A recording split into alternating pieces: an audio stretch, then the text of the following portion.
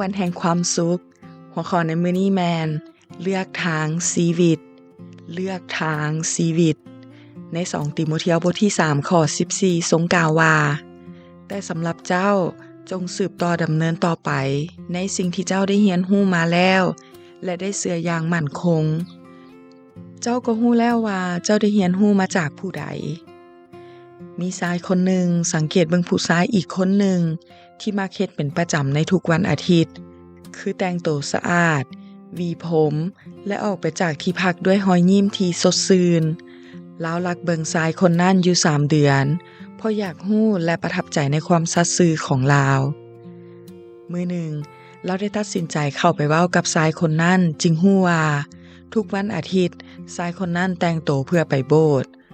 เราจึงขอติดตามไปนำและได้ตัดสินใจเชื่อพระเจ้านำข้าน้อยถามชายคนนั้นว่า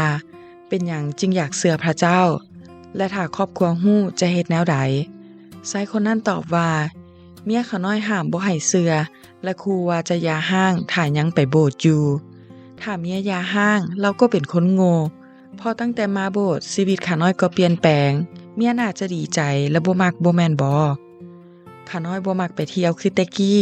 มีเงินส่งกลับบ้านหลายขึ้นทุกเดือนชายคนนี้ชีวิตเปลี่ยนแปลงเพียงเพราะรักเบิ่งการกระทำของผู้ชายอีกคนหนึ่งที่มีความเชื่อโปโลสอนติโมธีและพวกเขานำว่าควรดำเนินชีวิตให้อยู่ในทางแห่งความเชื่อแนวใดดำเนินชีวิตตามพฤติกรรมของคนแห่งพระเจ้า2ติโมธีบท3ข้อ10ทรงกล่าวว่าบัดนี้เจ้าก็ได้ติดตามเฮาในด้านคำสอนคือดำเนินชีวิตตามความประพฤติเป้าหมายของชีวิตความเชื่อความอดทนความหักความหนักแน่นมั่นคงการถูกข่มเหงและความทนทุกข์ลำบากของเฮาจงเรียนรู้สิ่งเหล่านี้จากผู้นำและผู้ที่เชื่อคนอื่นดำเนินตามทางพระเจ้าเส้นทางแห่งความเชื่อบ่มีคำว่าไปง่ายแต่เป็นไปได้แท้จริงทุกคนที่ตั้งใจจะดำเนินชีวิตตามทางพระเจ้าในพระเยซูคริสต์จะถูกข่มเหงแต่พระวิญญาณบริสุทธิ์จะเป็นผู้ช่วยเฮาให้สามารถดำเนินตามทางของพระเจ้าได้ดำเนินต่อไปตามพระคัมภีร์จงเรียนจากพระคัมภีร์ศักดิ์สิทธิ์ที่สอนให้มีปัญญาเพราะพระคัมภีร์ทุกตอนได้รับการทรงบันดาลใจจากพระเจ้าและเป็นประโยชน์ในการสั่งสอนการกล่าวตักเตือนว่ากล่าว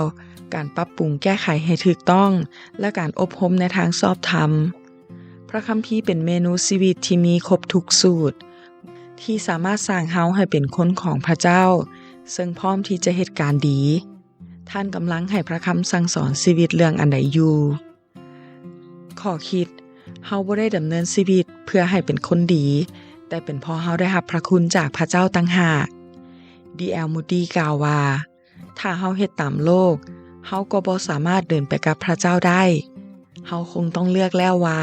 จะดำเนินชีวิตแนวใดขอพระเจ้าอวยพร